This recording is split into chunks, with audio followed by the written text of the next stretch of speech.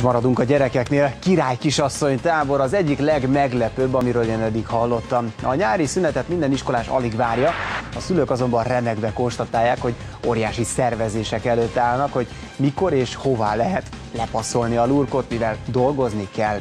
És itt jönnek a képbe az egyébként nagyon hasznos táborok, ahol jó pénzért főzni, vagy éppen rajzfilmet készíteni is megtanulhatnak a csemetét.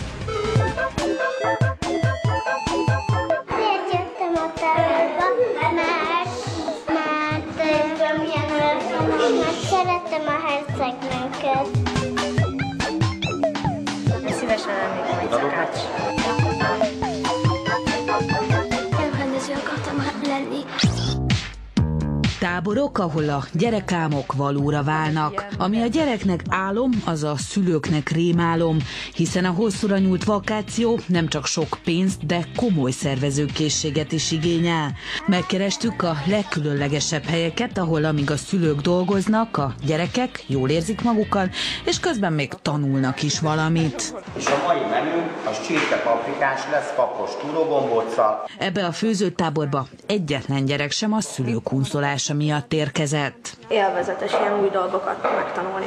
Itt a szakácsok 5 és 15 év közöttiek, és komoly terveik vannak a fakanálforgatással. Otthon szoktam főzni, és meg szeretnék tanulni főzni, mert ha anyukám azt mondta, hogy ez jó dolog, és ha lesznek gyermekeim, akkor talán nekik is tudnék segíteni. A kukták reggel 8-kor érkeznek, reggeli után pedig minden nap egy új ország konyháját tanulmányozzák. Keresétek meg a térképen, Európa térképén, hogy hol van Magyarország. Kis csibe alakú.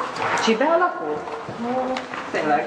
Elza maga is 2 gyermek anyukája, mellesleg közgazdász. Az ő, pontosabban 12 éves kisfia fejéből pattant ki az ötlet, hogy a gyerekeknek is kell egy hely, ahol megtanulhatnak főzni. Vannak olyan gyerekek is, akiknek mondjuk a mamája nem tud főzni, és ő pedig azért küldi el hozzánk a gyereket, mert a gyerekek ugye kíváncsiak, és ha ő nem tudja megtanítani, akkor tanítsa meg más. Aki még túl kicsi, az dobogóra pattan, és indulhat a főzés. Anna még csak 6 éves, de már nem szorul segítségre a konyhában. Most már nem csak külön tudom főzni apával, meg anyával, hanem egyedül is. Anna apukája szerint a napközis főzőtábor igazi teli találat. Minden nap örömmel jön ide, és láthatólag ezt nagyon élvezi. Az egyéb táboroknál is ugye elsősorban az a lényeg, hogy ő legyen a szikra, ő legyen az első, aki ezt indítja, és ne a szülő kényszerítse rá, hogy azért menj úszótáborba, fiam, mert meg kell tanulnod úszni.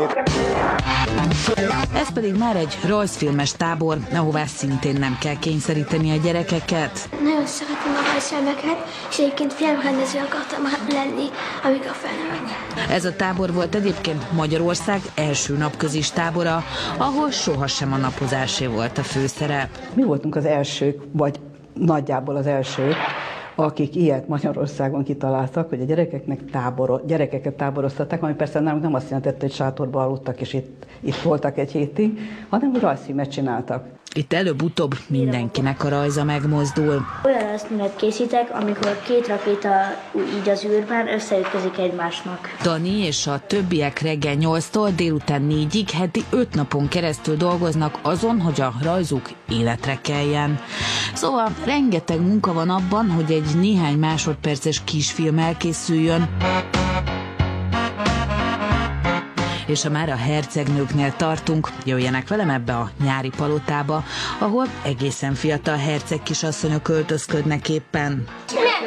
De nem tudsz benne lépni, de ezt nem tudom odaadni, mert letaposod, egy hatalmas nagyot fogsz esni. Nézzünk fel, ami jó rá. Ne csodálkozzanak a rengeteg rózsaszín tüllön és bársonyon, ez ugyanis egy hercegnő tábor.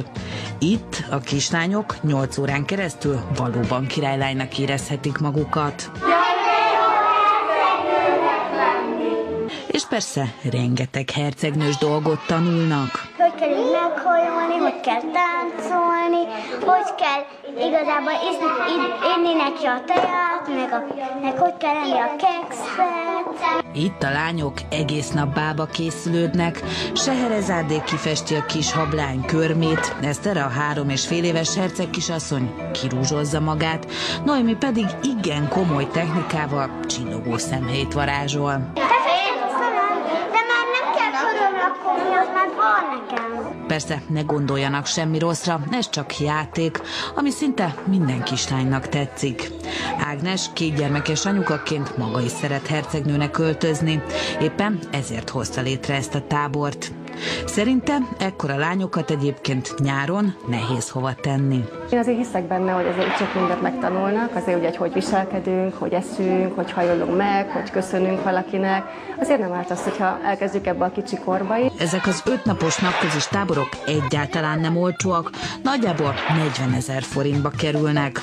A gyerekek viszont élvezik, és ezekkel az élményekkel biztosan szívesebben ülnek vissza szeptemberben az iskolapadba. És még mindig van idő játszani, a mai kérdésünk a következő. Melyik városban rendezték a 2008-as nyári olimpiát? M1 Moszkva, M2 Peking. Küldjék el a helyes válasz kódját a 0630 30 30 300-as telefonszámra, és elvihetik nyereményünket. Nyereményeink városbelépőjegy a Sakk Musical koncertre.